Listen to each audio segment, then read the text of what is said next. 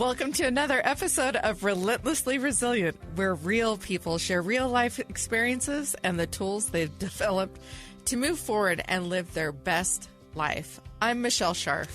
And I'm Jennie Taylor. And Michelle, these past couple of weeks, I've had an opportunity to do a lot with the Army, including go back to Washington, D.C. at the Pentagon, where I was able to work with several other Army survivors, looking at the benefits process, the casualty process. And one of them that I met just barely a few days ago is Melissa Ricci, and she is on the line with us this morning. Melissa, thank you for joining us. Thank you for having me. It's an honor to be invited. Yeah, no, we're really looking forward to hearing your story. Melissa is a surviving spouse of Army Specialist Alexander Rosa Jr., who was killed in Iraq May 25th of 2007. Now, all of us around town know end of May is, of course, Memorial Day. And Melissa, we were talking offline about how poignant it is that you lost your husband in the service to our country near such a significant day. And we're just grateful that you would join us as that anniversary comes back year after year after year. And tell us a little bit about him, about yourself, about your daughter. But first, can you back up and just give us the backstory? Because you yourself are also a veteran of the United States Army. How and when did you join the Army? How and when did your husband? When did you meet? Can you just kind of introduce you two to all of us? Yes, I'm happy to do that. So I joined the Army in 2002. It's been a while since I've thought about that. But I joined as a paralegal specialist and I had a great experience. I really enjoyed serving. I found myself in college prior to that, and I did not feel like it was really my right fit. I wanted more. I wanted to be able to work and travel and do school, and I found that in the Army, and then also with the benefit of the GI Bill for graduate school. So I was sold and willing to do whatever I could, and I already was very service-oriented. We were raised doing mission trips and service work in our local community, so it was already part of my orientation to life anyway. So once I had the opportunity to serve and to find what I was looking for as I grew into my adult self, I signed up, I enlisted, and I had a great experience. I was in Tokyo and Afghanistan, and then finished my military service by serving with the 3rd Infantry Division in Fort Stewart, Georgia, and that's where I met Alex. He was a military police investigator with 385th Military Police Battalion, and I had become their paralegal. So we were actually neighbors in the barracks. And That's awesome. So we met. We met when he had come back from Iraq.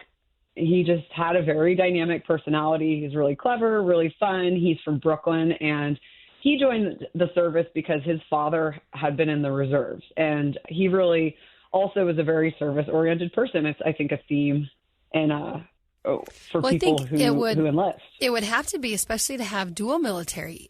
I was married to a soldier. I wasn't a soldier myself. That's a lot of service. That's a lot of great opportunity, but that's a lot required for both of you. Did you date a long time, a short time? Did you know right away that this was going to be your someone? Those are great questions. So we had roughly a year and a half between deployments.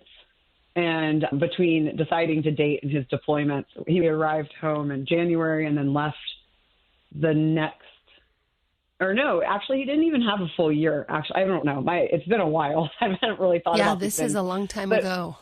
We met 16 years ago, almost 17 years ago. And so we met between his deployments to Iraq. And then we kind of knew, we actually just had a great synergy. He was a lot of fun together. And what really was special to me was the way we were able to just so naturally and easily hold space for one another. It was a very, like I said, synergistic relationship. Beautiful. And so we had really quickly discussed pretty much our life. We had set a life plan within 6 months. We were like, okay, this is what we're doing and how it's going to work, because he wanted to stay home.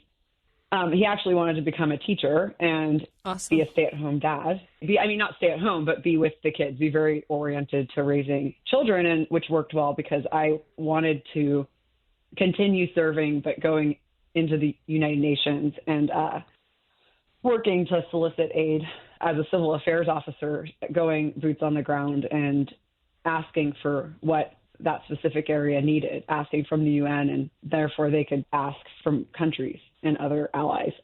So it was a perfect fit for us. And I had actually was really excited about our future, but then we ended up a little bit out of order, which I feel like it was my first real test in resilience, was the fact that our plans were not falling in place, in the sense that he was planning to deploy to Iraq. I had extended voluntarily to deploy back to Afghanistan, and we planned to get out around the same time, get out of the Army around the same time. And then our daughter decided to grace us with her presence.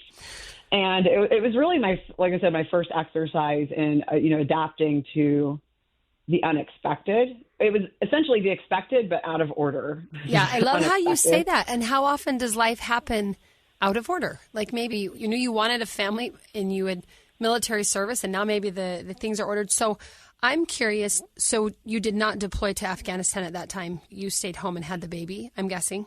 I did not. He was a pretty agile person also. I'd say like adaptive, but I like the word agile better. Okay. So we had a good plan and we knew we could still do it. It just was not going to happen exactly the way we had planned it. So I left the military and we were at Fort Stewart. So I went back to Atlanta, where I'm from, to wait for him to come back. And so we still had our plan and we just had to tweak a few parts, and we were still moving forward. It was really a great time, to have someone to share that, right? To have the ability to quickly pivot and have a good attitude. He really had a great attitude about, it is disappointing when things don't go the way you want them to, but we were really a great team with that. Well, and I love that that highlights the resilience, not just of an individual, but the resilience in a relationship, and how when you have that, you call it the synergy, that agility, that resilience can make it so much easier to say, okay, this didn't look like exactly we thought it would, but we're going to take it head on and not get bogged down in what went wrong or what didn't work. And I love that. That shows that, again, that kind of resilience in your relationship. I'd agree. And I feel like the ability to share that is, I think, key, because it really made a hard time fun. It was still fun because we still had the same orientation, and the change did not knock us out of alignment. And that was really great. It was really special to me. And then, so he deployed. It was the day after Thanksgiving, actually, which was not easy, but I had worked with his battalion, so I was familiar with his commander. I was close to the commander, and everyone was really committed to making sure Alex was home when our daughter was born. And he was. So when was she born? I'm just trying to get a timeline in my head. So he left late November. Definitely. He left late November. What year are we talking about? In 2006. Okay. And when was she born? In April of 2007. It's April 20th, 2007. Okay. And he did make it home? They were able to send him home on leave to see the baby? He did. It was that's great. Wonderful. He came home. Eric Phillips, he's still serving, but a great leader, just a great guy all around. And he was really committed to making sure Alex came home. He's a father also, and Alex was there. So that's beautiful. It was a really fun time. Yeah, it was really special and meaningful. I'll get back to when we talk about resilience, why I think those relationships matter, those meaningful relationships. Yeah. But he came home and we were able to close on our starter home and had Ellie a few days later. And he was there for her first 2 weeks of her life, which I was very grateful for because he was really, truly the kid person. If you were to label one of us as the person in the relationship who was more kid oriented. And it was really special. In the end, I always look at that time as really a gift. I feel, sorry, it's a little emotional for me, but I feel like it's a gift that I was able to give someone I loved. Even if he only had what he wanted for a few weeks, I'm so grateful that he experienced that. Oh, Melissa. Having a family. Yeah. And so that is so beautiful. I'm just picturing this sweet reunion. You're both young. You have this brand newborn baby. He's halfway through deployment. After the couple weeks, you send him back on a plane, not knowing what's coming next. We're going to take a quick break, and then we're going to come back into May of 2007. We'll be right back.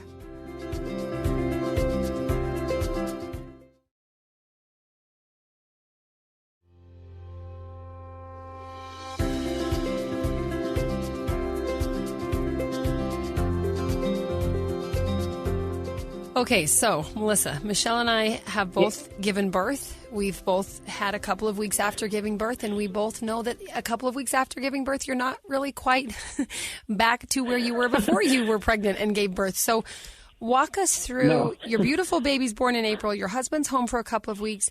He goes back to the rest of his deployment, I'm sure just wonderfully filled with the joy of fatherhood and this family, and you have this great synergy, and now you have this little person that you've created together. Can you tell us the tragedy that happens the following month? I mean, really just weeks later, right? Yeah, it truly was. So we brought him back to the airport to redeploy on May 1st. And I'll never forget that day. It was hard, and there was just a bit of a feeling in the air. I almost feel like life has some foreshadowing. I have a literature background, and I always think about how art and life replicate one another. They definitely mirror one another. And so that was an interesting day with a lot of kind of interesting feeling. And he was back at work by the last week in May. I guess it's important to note was they tried to keep him at a desk job to keep him safe. Like because he's this brand new daddy. Yeah.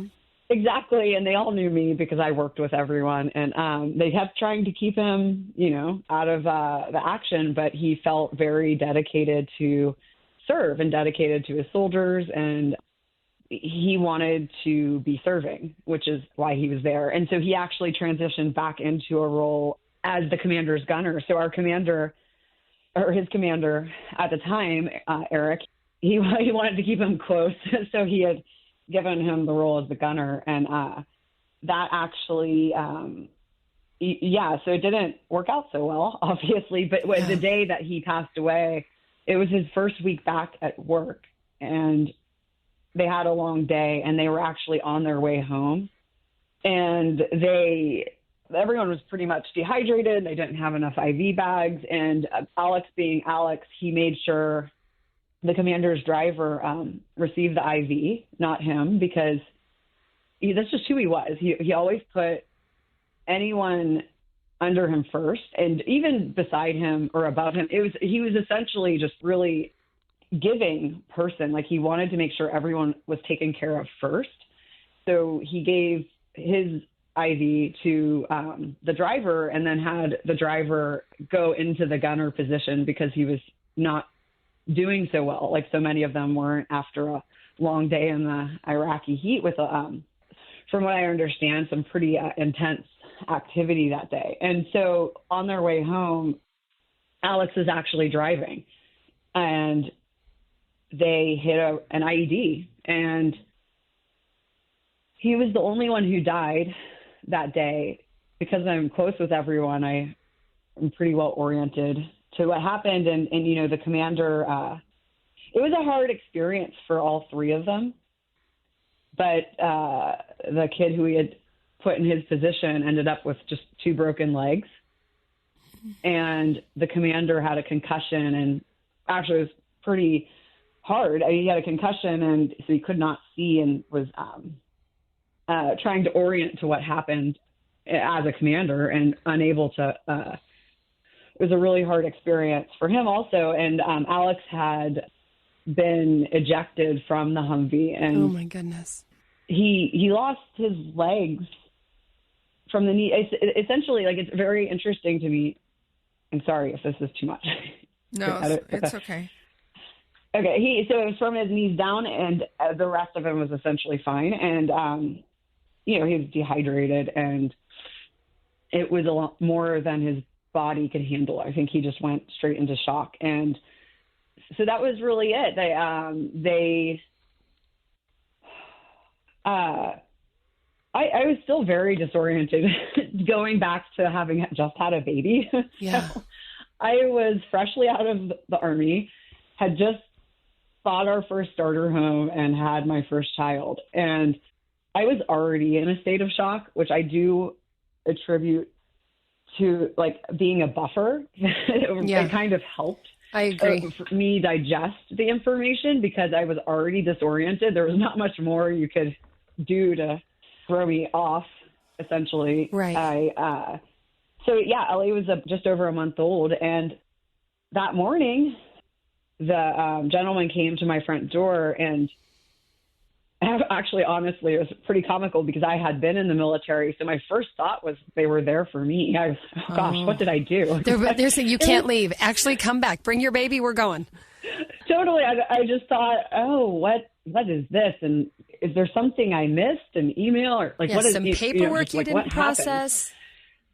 Oh, exactly. I was near Fort McPherson at the time, so I thought, well, I don't really understand what's going on here. But luckily, my mother was there, and she was visiting, and they just gave us the news, and I just remember everything became silent, and just I thought I couldn't. Well, I guess I couldn't be more in shock than I was already after having a new baby, but I was. I remember like really losing my senses, I guess is the best way to describe it, and just being there with them as they explained the situation.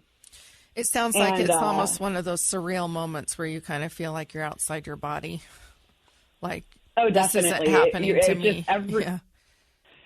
Everything paused inside of me, and it felt like outside of me. And I guess I just really needed to digest what was happening. And it's just really a defining moment in my life, I'll say for sure. Melissa, can you tell us? Sorry, go ahead. Mm-hmm. I was just going to say, can you tell us what does that first week or two or month or so look like? I mean, I'm just picturing myself with a brand new baby and how exhausting that is physically, emotionally. Your body's kind of already out of whack. Like you said, you're kind of already in a tailspin. Now you get this news that doesn't even feel possible or real. You've got a brand newborn. You've got a funeral. It's a combat death, so I imagine the media, the community, you're still pretty early into this 20-year global war on terrorism, at that time. Can you even just give us maybe a couple memories or anything that stands out over that very initial time? Who was there, what happened, and what was that like for you and your very newborn daughter? Yeah, so I would start with my first thought was to orient myself, and I immediately grounded in the fact that, well, we signed up to serve our country and we knew the risk. And on top of that, important to me was that I did not know what the person who created that roadside bomb or the person who potentially buried it or anyone in that line of, I guess, causal effect. I immediately knew I needed to release a sense of blame. Sure. And knowing that I do not know these people, I cannot judge these people. I have no idea what happened to them or their families the day before, or what it was that caused them to feel that this was the right thing to do. I felt I had to immediately release that and understand that we're all having our own experiences, and I just not creating judgment.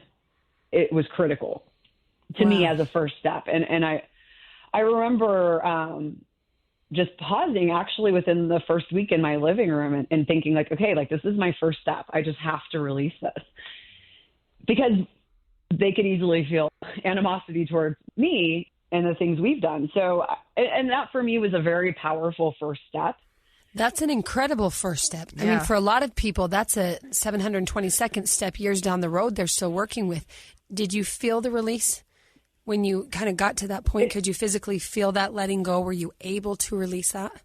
Immediately. And I didn't, wow. I interestingly enough, did not have a sense of resentment. And maybe it's because I had been deployed and because I was a soldier, but I felt the need to really consciously acknowledge why.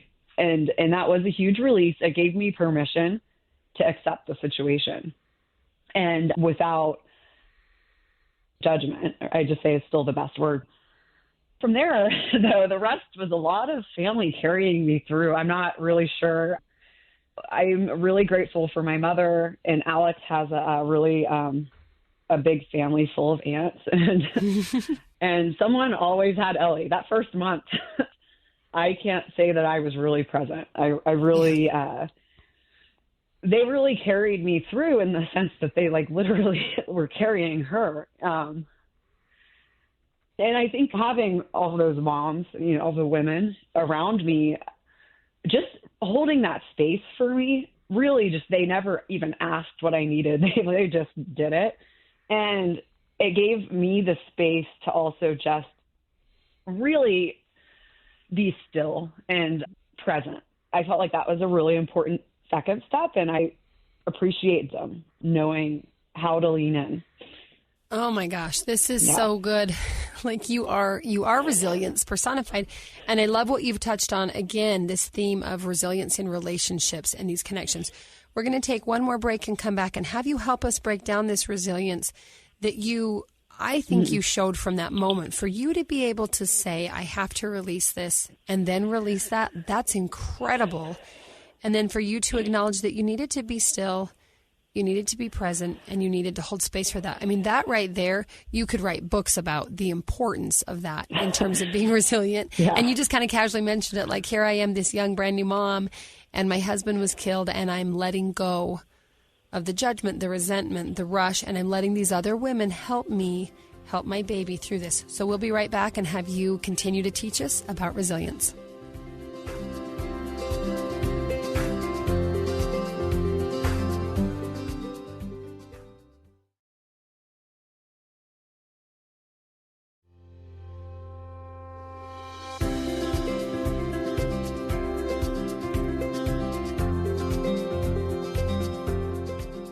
All right, Melissa, we always ask our guests, what is resilience? What does it look like to you? And what can you maybe teach us that you've learned through that immediate aftermath of your husband's death and then in the 15 years that have passed since then? I think I'm actually just now really refining what it was, and really actually felt pretty well oriented yesterday before I'm here speaking. I really do think that at the core of it is the relationship with yourself. To be able to really truly know yourself and your values, or some would say to know your soul. I do think that was the critical cornerstone that allowed me to trust myself and the process that I found unfolding within me and outside of me. Yeah, I do think it really is that relationship with yourself that's critical, and trusting yourself. I always think it's a great question, what really is resilience? But I had recently been thinking through this, and I do think that having courage, which they say is truly courage when it's coupled with fear. Courage is not fearlessness. It's knowing the fear and moving forward anyway. I do think that is a key aspect of knowing that we're not infallible, and accepting that human condition of, I will make mistakes. This is scary. This is a lot. And I'd almost say it's compassionate courage. Whoa, I love that. Stop for a second. This is where we always talk about these cool, like, one-liners that belong on T-shirts. Compassionate courage. That's incredible. Okay, I'm sorry I interrupted, but that was like light bulb in my mind. I want you to tell us more about compassionate courage, because that is beautiful. Definitely. For me, it's really something that's a definition that's evolved since coming back from DC, as I was reflecting on the trip and my experiences, because I've had other loss in the military of friends. And the compassionate courage to me really does begin, or it is maybe synonymous with resilience, and the core of it is knowing yourself. That's what I'd really say, and having that compassion with the understanding of who you are, which takes courage to really see yourself. And then I think it has an external factor also, and in the fact that no situation and no person is perfect, and it takes courage to really accept that, and to understand maybe your shortcomings, or how the situations do not work for you, or what it is about the people around you or your close relationships that really are not your favorite things. I really do think that is the compassion piece, is knowing that and holding space for that, and still using that as a source of strength, which is the courage part. And so those all could be sources of fear, all of our valuable parts of us and nature. But if we can find acceptance in that, that's truly where the courage comes from to live a full and robust life. So, and your comment and definition of courage reminds me of Brene Brown's definition of courage. She says courage, the original definition of courage when it first came into the English language, is from the Latin word cor, meaning heart. And the original definition was to tell your story of who you are with your whole heart. And so part of that is just how you're defining it, to know who you are and be able to first tell yourself. And to be able to be at peace with the fact that no situation and no person is perfect. I love how you said that. Courage is not just being strong and brave in the face of nothing. Right. Courage is seeing the fear, feeling the emotions, and then choosing to take it head on rather than cowering from it. And I just admire that so much, Melissa, especially every time I remind myself how young you were. I mean, how old were you at this point? You were very young, brand new baby, new to life, new to adulthood, new to home ownership, new to the civilian world. I mean, that is a lot to process and still have that soul integrity to say, I'm going to live with courage and I'm going to be compassionate with myself and let other people help me and carry this baby for me. I mean, there's so much to unpack there. I was curious, how old were you? 24. That is so young. So young. That's so young. Yeah, it was really young. So I mean, when I met you, it was hard. I mean, I met you at the Pentagon, I thought you were still so young.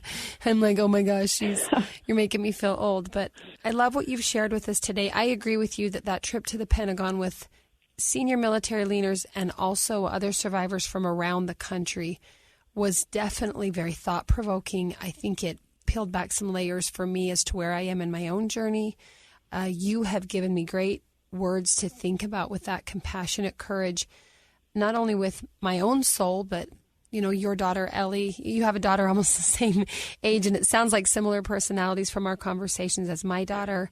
And you're helping me to be courageous and having that compassion toward my children too. And the importance of giving them space as they grieve. And you and I know that it's not like, oh, you check the box, you're done grieving because this was 15 years ago or whatever. These children grow up with this grief. And how do we help them have that beautiful, compassionate courage as well? But I appreciate that so much.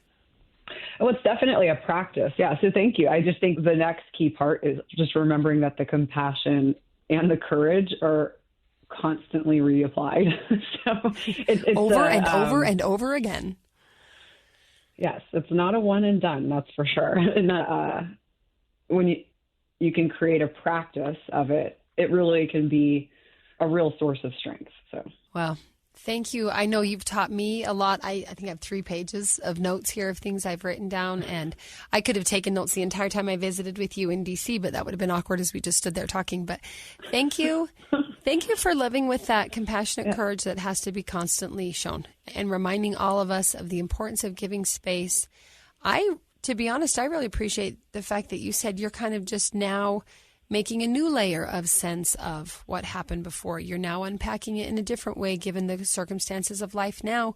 We all know there isn't that one and done where you're just, oh, that was such a hard time and the rest of my life floats by in a dream. But thank you. Thank you for that true resilience. And really, I want a t-shirt that says compassionate courage, because I think that is, I will credit you, but I'm going to share that with other people. I'm going to say, hey, my new friend Melissa taught me about compassionate courage because, man, I think that's what we need more for ourselves and for each other. Yeah, absolutely. I'd like to acknowledge your service and sacrifice and the sacrifice of Alex. And, you know, as we go into Memorial Day, you said in the beginning, we knew the risk going in. We knew what we were signing up for. But the reality is nobody signs up to lose their life, and nobody believes that it's going to be them. Yeah. And while they understand it's a risk that they take, we shouldn't discount in any way that service. Because of their willingness. Because of their very beautiful willingness. And I have heard that from people in the civilian they knew world. what they signed up for. Right. Yeah. And it's dismissive of the true sacrifice and the big burden of carrying freedom for all of us. And so I just want to acknowledge and say thank you. Yeah, thank you. Thank you, Melissa. Yeah. Yeah, all right. Thank you for having me. Yes, and we send you all of the love and peace possible as Memorial Day comes up. I know in our culture we tend to say Happy Thanksgiving, Happy Halloween, Happy Memorial Day. Seems to fall a little flat, but we will wish you peace and gratitude as you not only commemorate Memorial Day with the rest of America, but your family's Memorial Day of your beautiful soldier. And we are just forever grateful for that service and sacrifice and wish you and Ellie all the best. And someday, if we're brave enough and have enough courage to get Megan and Ellie together, we'll see how these young girls just start moving mountains around us in spite of us, maybe. But yes. Thank you. Thank we'll you, need Melissa. Some time to prepare for that. Yeah. Yes, thank you. That's going to take real having courage. me. I know. But these young people are great. And just to our listeners, thank you for joining us on these journeys. Thank you for listening and having compassion as we learn together. And if you're listening with a story of your own to share, we would love to hear from you. Please reach out to us either on social media at Relentlessly Resilient Podcast, or you can email us at rrpodcast@ksl.com. We would love to hear your story and share it and learn together with and from you. It doesn't have to be just about loss. It can be about a lot of other things too. And we know you all have a story because none of us get out of here without one. Or several. Yeah. Remember, whatever you do today, remember to be kind. You have no idea the struggles others are dealing with in their lives. Have a great day. Thanks, everybody.